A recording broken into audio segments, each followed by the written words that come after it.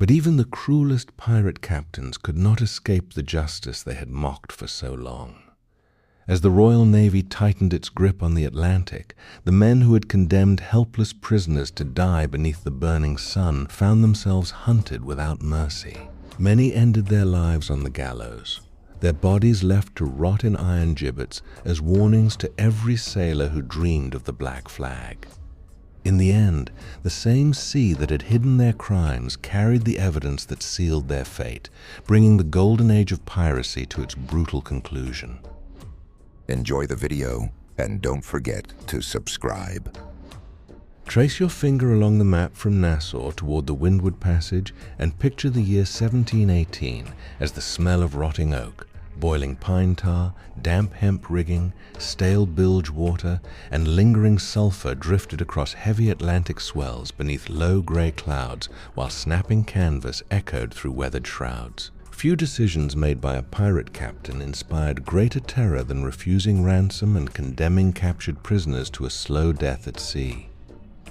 During the final years of the Golden Age of Piracy, roughly between 1716 and 1722, pirate sloops displacing between 90 and 120 tons routinely intercepted merchant brigs carrying sugar, indigo, tobacco, and silver.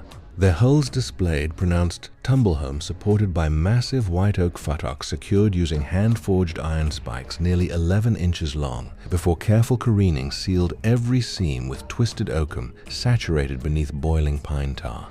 Pirate Articles of Agreement promised equal shares of plunder and compensation for wounds, yet those same rules rarely protected helpless captives once resistance had been offered. One feared captain, commanding a swift 95-ton sloop armed with 14 bronze cannon cast from an alloy averaging roughly 88% copper and 10% tin with trace amounts of lead, believed terror itself served as the strongest weapon. Instead of executing prisoners quickly, he deliberately selected punishments that transformed every captured voyage into a floating warning visible for weeks across busy shipping lanes, ensuring that fear spread faster than any Black Flag ever could. Upon boarding a captured merchant vessel, experienced pirates immediately inspected the deck beams, hatch gratings, magazine, and cargo hold before separating officers, sailors, passengers, and skilled craftsmen whose knowledge might prove valuable. Those judged useful often survived, but anyone suspected of hiding treasure, carrying military dispatches, or resisting boarding parties risked a fate far worse than hanging. Prisoners were sometimes confined below decks where the air rapidly turned poisonous as damp oak absorbed heat while stagnant bilge water released methane, hydrogen sulfide, and overwhelming rot beneath the orlop. Every roll of the hull forced foul liquid through limber holes between heavy floor timbers, soaking bare feet already torn by splinters driven from weathered planking. Iron shackles weighing nearly 8 pounds rubbed skin raw with every movement until salt crystals entered open wounds, creating constant burning pain. Above them, the pirate crew inspected the captured rigging, replacing damaged deadies, tightening shrouds with iron chain plates, and preparing the vessel for another passage while the imprisoned survivors listened helplessly to the rhythmic strike of caulking irons, sealing fresh oakum into leaking seams. Water rations deliberately remained scarce because the captain believed thirst broke human resolve faster than hunger, and every passing hour transformed the darkness below into an unbearable chamber where humid air condensed upon the ceiling before dripping steadily onto exhausted prisoners who no longer knew whether another sunrise would ever reach them. The captain's cruelty extended beyond confinement because he understood that visible suffering discouraged resistance more effectively than immediate execution. When another merchant convoy appeared upon the horizon, selected prisoners were hauled onto the open deck with wrists bound behind heavy hemp rope nearly 1 inch thick and forced to stand beside the mainmast while the pirate gunners prepared their broadside.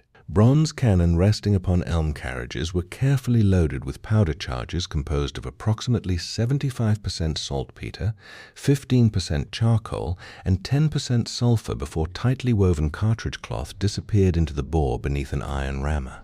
A wad followed, then solid round shot weighing between 6 and 9 pounds.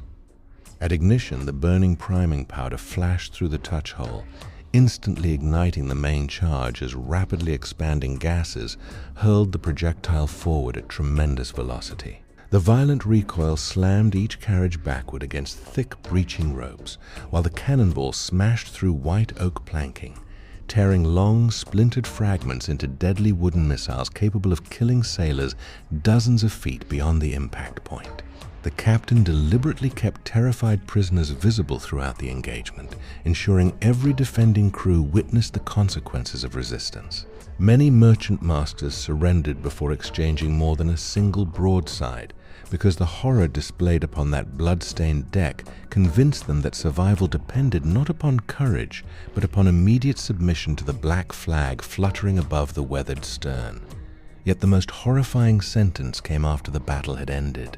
Rather than keeping every captive aboard, the captain occasionally transferred dozens of weakened prisoners into a damaged shallop or aging longboat scarcely 22 feet in length with cracked clinker-built planking, warped ribs, and loose tree-nails swollen by years of salt water.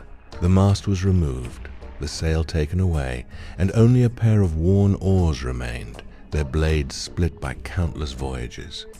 Before casting the boat adrift, pirates placed inside barely a small breaker containing a few gallons of stale water and several pieces of worm-eaten hardtack already crawling with weevils. No compass, charts, sounding line, or proper anchor accompanied them. Atlantic currents and shifting trade winds quickly carried the overloaded craft beyond sight of the pirate sloop, leaving desperate survivors beneath relentless tropical sunlight that heated the exposed timbers until they scorched bare skin. Salt spray crystallized across cracked lips while dehydration thickened the blood and slowed exhausted hearts. During calm weather, the sea became an endless polished mirror, reflecting blinding sunlight into swollen eyes, while even a modest squall threatened to swamp the overcrowded boat as every wave poured freezing seawater across exhausted bodies. Hours gradually blended into days until strength disappeared, hope dissolved, and the ocean itself became the executioner the captain had intended from the very beginning. Such calculated brutality spread rapidly through the maritime world because survivors who somehow reached land carried unforgettable testimony into every harbor from Charleston and Port Royal to Havana and London. Merchants began reinforcing hatchways with heavier oak beams, increasing the thickness of cabin doors and storing additional muskets, pistols, pikes, and cutlasses, despite knowing that most merchant crews numbered fewer than 30 men. Convoys increasingly sailed beneath the protection of Royal Navy frigates carrying 20 to 40 guns whose deeper hulls displaced more than 500 tons and whose stout frames relied upon massive futtocks, lodging knees, hanging knees, and deck beams designed to withstand repeated broadsides. Captains operating under valid letters of marque received authority to pursue pirates across colonial waters, while insurance rates climbed as every reported atrocity increased the perceived danger of Atlantic commerce. Shipwrights paid closer attention to careening schedules because a fouled hull covered with barnacles and weed could lose precious speed when escaping pirate sloops renowned for their shallow draft and remarkable maneuverability. Yet no improvement in naval architecture could erase the psychological damage caused by stories of prisoners abandoned without mercy. Sailors lying awake inside cramped forecastles often feared capture more than battle itself, believing that a clean death beneath cannon fire remained infinitely kinder than drifting helplessly across an empty ocean beneath a burning sun with no rescue anywhere beyond the endless horizon.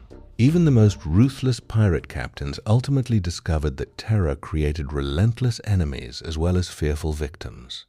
Reports describing abandoned prisoners, drifting boats, and calculated cruelty reached colonial governors, admiralty courts, and Royal Navy commanders, strengthening their determination to eradicate piracy completely. By 1722, relentless patrols, expanding intelligence networks, and increasingly coordinated naval expeditions shattered many pirate strongholds. Numerous captains who had condemned others to agonizing deaths were themselves captured, tried, and hanged, their bodies suspended in iron gibbets above busy waterways as grim warnings. The same ocean that had concealed their crimes for vengeance back to their pursuers, ensuring that their own final judgment proved every bit as merciless as the horrors they had inflicted upon countless helpless prisoners.